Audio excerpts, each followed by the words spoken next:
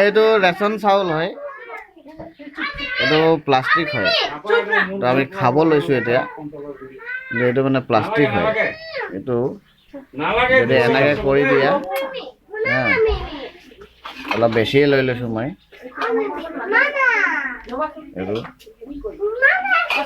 যদি চাউল হ'ব নহয়, তেনেহ'লে বল নিচিনা মানে ওপৰত নাহিব, আৰু যদি প্লাষ্টিক হয় তেনেহ'লে বল নিচিনা খেলিব।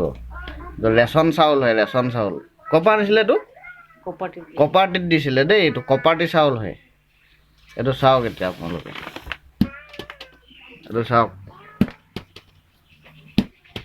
দেখিছে?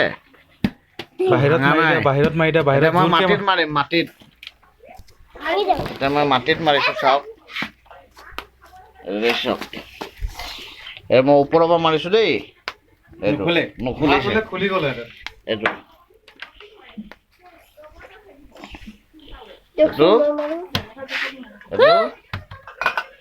প্লাষ্টিক খুৱাই মানুহক বেমাৰ কৰি আছে।